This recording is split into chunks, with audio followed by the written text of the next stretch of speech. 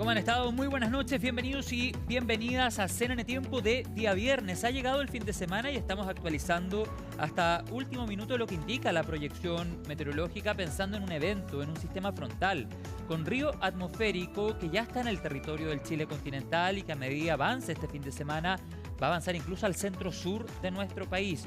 Ojo con el foco de atención y preocupación y prevención, región de Ñuble, región del Maule, donde las lluvias podrían ser bien intensas, sobre todo el día domingo y parte del lunes. Ahora bien, les pregunto, ¿llegará este sistema frontal a la región metropolitana? Se los vamos a responder en los próximos minutos, así es que la invitación es a que se queden en nuestra sintonía. Comenzamos CNN Tiempo. Para partir, hay otro tema que nos mantiene muy pendientes, el volcán Láscar en el norte de nuestro país. Se ha actualizado, de hecho, la alerta técnica, como lo destacamos en el titular. Y tiene que ver esta actualización de la alerta con el sismo fuerte que se sintió el día de hoy en el norte, 6.3, 6.5. Bueno, todo eso lo conversamos esta tarde con el geofísico Cristian Farías y les quiero presentar inmediatamente esa entrevista donde profundizamos, esta vez focalizados en el norte de nuestro país. Y aquí está el geofísico de la Universidad Católica del Norte, Católica de Temuco, perdón, Cristian Farías, que nos acompaña en esta entrevista. ¿Cómo has estado, Cristian? Bienvenido.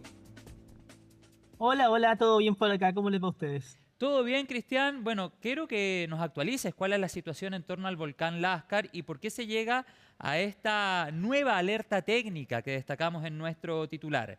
¿Cuál es la situación actual del Láscar? Bueno, bueno, el Lascar está en alerta amarilla, lo que significa que está sobre su estado base. Todos los volcanes tienen como un estado base donde tienen cierta cantidad de sismos, donde sus parámetros se mantienen en ciertos niveles. Y el Lascar cada cierto tiempo igual tiene momentos en los cuales va subiendo su nivel de actividad. A veces ha tenido pequeñas explosiones, no necesariamente de magma, pero sí que muestran que hay una fuente de actividad ahí más o menos presente en el volcán. Y a veces también tiene un aumento en su sismicidad que lleva a algunas de estas explosiones después. Entonces, un poco eso es lo que está pasando. Se ha visto un enjambre sísmico en el volcán, se ha visto por parte del Serna Geomin también un aumento en la actividad superficial que tiene. Entonces, va marcando que está por sobre su estado base y por tanto hay que también subir el nivel de alerta con todo lo que implica. O sea, también Claro. lleva una coordinación con Senapred para poder ver si se puede limitar o no el ingreso hacia el volcán, porque son medidas que se tienen que tomar con él. Claro, y la alerta técnica amarilla, Cristian Farías, aumenta el perímetro de seguridad si nos pudieses contar las medidas exactas que implica una alerta de estas características. Depende de cada volcán la medida que se tome con la alerta amarilla. Pero en el caso del Lascar, dado especialmente que a veces ha habido gente que va cerca del volcán cuando este está teniendo explosiones, entonces viene bien tener un radio de exclusión. En este caso lo fijaron en 5 kilómetros Así en es. torno al cráter principal del volcán. Y eso está bastante razonable, porque si mi memoria no me falla, año 2021 hubo una secuencia de explosiones que se encontraron con turistas arriba. Y eso pudo haber terminado muy mal, afortunadamente no pasó a mayores, pero ciertamente es un tema que hay que mirar con harto cuidado. Entonces, es mejor prevenir que estar lamentando después. Por supuesto. Cristian, en lo que hemos conversado hasta ahora, ¿aumenta la probabilidad de explosiones repentinas? Sí, en el caso del Lascar eso sí pasa. Puede tener explosiones sin mucho aviso, no necesariamente muy grandes, pueden ser de corta duración, digámoslo, pero puede pasar con un volcán como él, porque es algo que también ha ocurrido antes con él. Claro. Así que es un tema que es importante. Claro, y esas explosiones repentinas podrían ser con expulsión de rocas incandescentes y cenizas incluso. Claro, en el que se ceniza sobre todo y el Lascar también es, si las explosiones se ponen más complejas, es famoso por tener estas como bombas volcánicas que van saliendo para todos lados, pero en Ujú. este caso es más que nada un tema de quizás explosiones con algún nivel de ceniza, si es que el cuerpo de magma que tiene va llegando más hacia la superficie. Recordemos que una alerta amarilla no es el final, puedes tener una alerta naranja o una alerta roja si es que el volcán está aún más inestable, pero por ahora podríamos tener esas explosiones que aparezcan de la nada, sin mucho aviso, aunque el impacto no sea tan grande. De ahí los 5 kilómetros que son súper importantes. Claro, y para ello es sumamente importante estar muy pendientes de la actualización que entregue Serna Geomín respecto a este tema. En esta noche de CNN Tiempo estamos conversando con el geofísico Cristian Farías, él es geofísico de la Universidad Católica de Temuco, y para hacer un consolidado de lo que hemos hablado hasta ahora, hay un cambio de alerta en torno al volcán Láscar de verde a amarilla, motivado por el incremento en la actividad sísmica interna y la emisión de columnas de gases que han superado, ojo con esto, los 1.000 metros de altura. Tú ya nos hablabas de las medidas en concreto, del perímetro de seguridad. Estamos hablando de 5 kilómetros desde el centro del cráter del volcán a fin de evitar el acceso de actividades turísticas o, por ejemplo, de pastoreo. ¿A cuánta distancia aproximadamente del volcán, para que nos hagamos una idea del territorio, Cristian? ¿Hay población? ¿Hay habitantes? En torno a los 20 kilómetros a la redonda hay un pueblo que es el pueblo de Talabre, pero no es tan un pueblo muy grande. No es que en Láscar tenga tanta gente cerca de él, pero sí hay gente que lo va a ver. Y también están las rutas de pastoreo, como bien mencionas el Cernagiomín en su reporte, que se movilizan por la zona. Entonces, a veces puede llegar a pasar cerca del volcán, bien cerca, y de ahí que el cuidado sea con esos 5 kilómetros, porque no es Entiendo. que tengas casas a 5 kilómetros, pero sí puedes tener gente que esté pasando a 5 kilómetros del volcán. Claro. Cristiana, hasta ahora en CNN Tiempo quisiera preguntarte también por el fuerte sismo que se sintió durante esta jornada, precisamente en el norte de nuestro país. Estamos hablando de un 6.5, también la primera información que circulaba era 6.3, luego se actualizó a 6.5. Estamos hablando de Huasco y los alrededores. ¿Tiene algo que ver con la actividad sísmica que ha tenido el volcán, este temblor que sentimos durante esta mañana, o son eventos totalmente independientes? Bueno, en general, la gente, todos cuando aparecen dos cosas cercanas en el tiempo tratamos de hacer algún tipo de conexión en nuestras cabezas, pero en este caso no la hay. Son dos cosas independientes. El Lascar tiene su dinámica propia y hace lo propio. Está alterado con más sismos, que son sismos chicos también, de magnitud 1 punto algo, 2 punto algo. Eh, pero luego el sismo que ocurre en Huasco, aparte que es muy lejos, también tiene otras características. Así que no, son dos cosas completamente distintas. Ya, y a propósito de la región de Atacama, Cristian, yo me acuerdo de una entrevista que nosotros sostuvimos hace algunos meses atrás, y tú me decías cuando hablábamos de sismo, ojo con la región de Atacama, hay mucha energía acumulada allí. Esa reflexión que hiciste hace Sí. algunos meses tiene que ver con el evento que se generó durante esta mañana y nos da a entender de alguna u otra forma que esa acumulación de energía muy grande, tú nos señalabas esa vez, haya podido ser liberada al menos en parte durante el sismo del día de hoy? O sea, la zona todavía sigue teniendo el potencial de generar un terremoto de magnitud 8.5, porque el último de esa característica ocurrió en 1922 y desde ese entonces hasta ahora no ha habido realmente una liberación de energía en la zona Ya. importante. Y vemos también de que las placas siguen bloqueadas en ese lugar, así que no es algo que tú puedas ver. Por lo tanto, el 6.5 tampoco hace mucho para poder liberar. Pensemos de que un 8.5 es más de 1000 veces más grande que el 6.5 de la tarde. Por lo tanto, no es algo que realmente podamos plantear que ayuda a liberar parte de la energía que está ahí. Pero Y- sí genera un impacto en la vida de las personas. claro, ¿y a qué zona particularmente de la región de Atacama te refieres? Estamos hablando de un territorio que es muy amplio en el norte de nuestro país. ¿Qué zona tener una especial atención? La zona más importante para, para tener un gran terremoto en Atacama va desde Caldera hasta más o menos Huasco, un poco más al sur, Punta de Choros más al sur.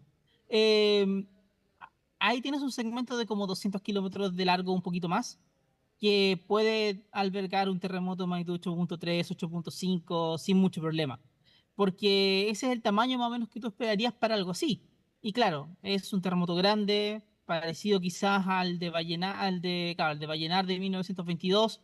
Ese es el escenario que uno podría estar pensando, más o menos. Claro, tú mencionabas Caldera, Punta de Choro, si podemos repetir las zonas de la reflexión o más bien el análisis técnico que realizaba Cristian.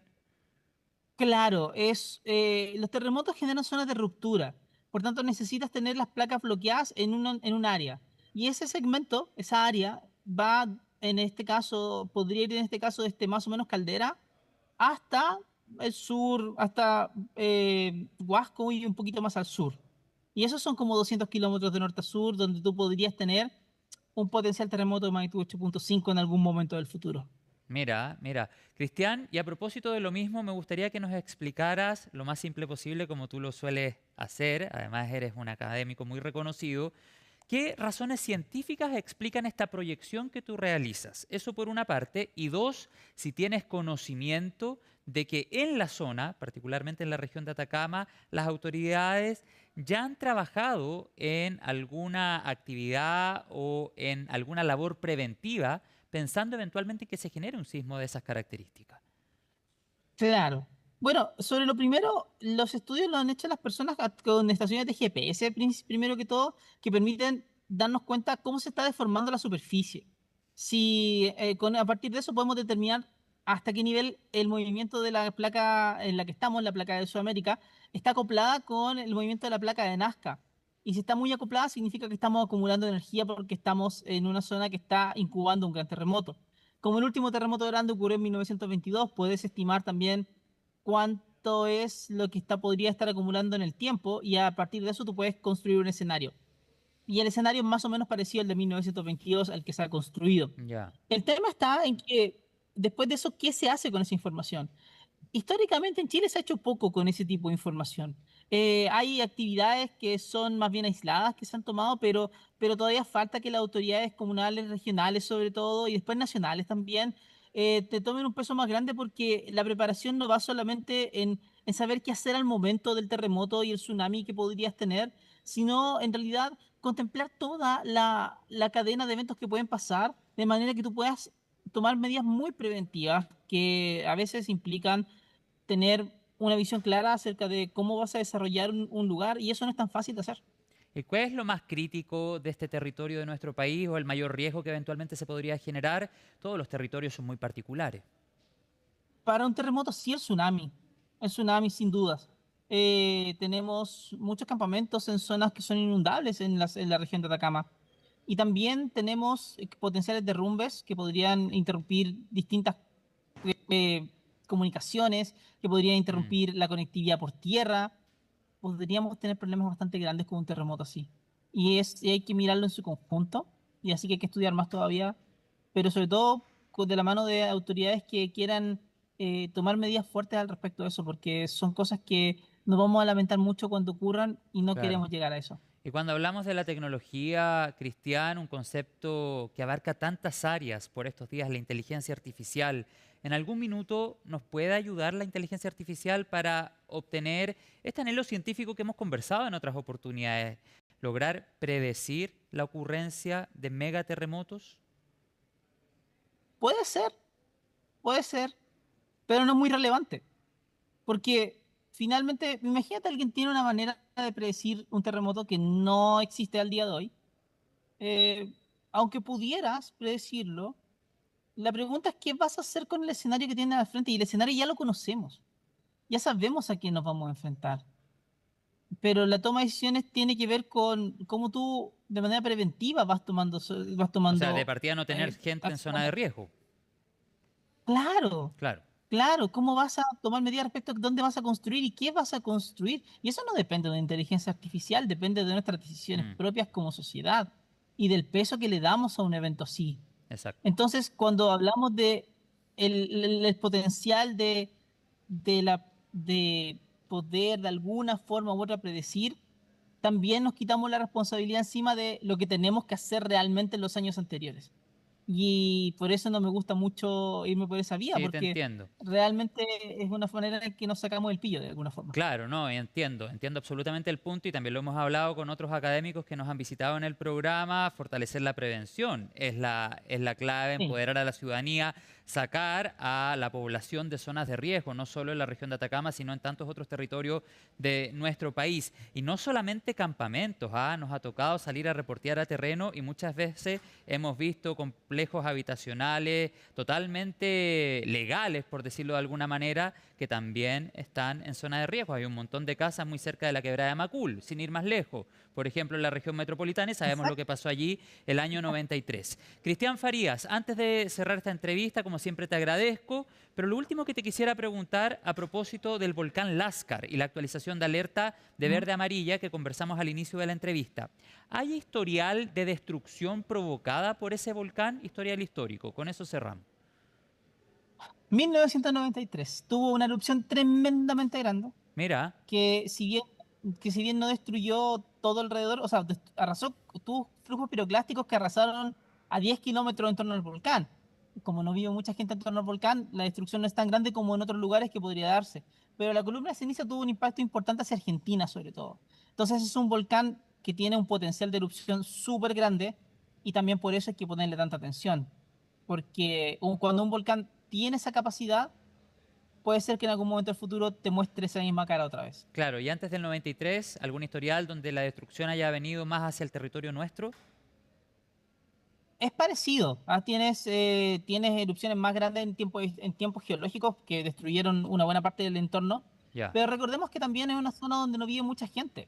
Pero sí San Pedro de Atacama podría llegar a ser complejo si es que la erupción se fuera muy, muy, muy grande. perfecto. Más grande que lo del 93. Bien, Cristian Farías. Oye, a propósito, quiero recomendar a ti, a lo mejor ya la viste, y a toda nuestra audiencia de CNN Tiempo, la serie Dinosaurios de Netflix, que a través precisamente de la Tengo que inteligencia verla. artificial nos muestra aquella era de nuestra historia millones y millones de años para atrás, y también se aborda la erupción volcánica de una manera súper explicativa. Así es que ahí la recomendación de la semana. Para el fin de semana, está buena, son 4 capítulos. Para el fin de semana. Excelente, excelente. Ya, pues, Cristian Farías, que tengas un buen fin de semana. Igual, chao, chao. Chao, muchas gracias. Bueno, y a esta hora nos vamos a la pausa en CNN Tiempo. Al regreso hablamos del pronóstico y, por supuesto, el foco, como les decía, puesto en el centro sur por la proyección de precipitaciones. Ya estamos de vuelta.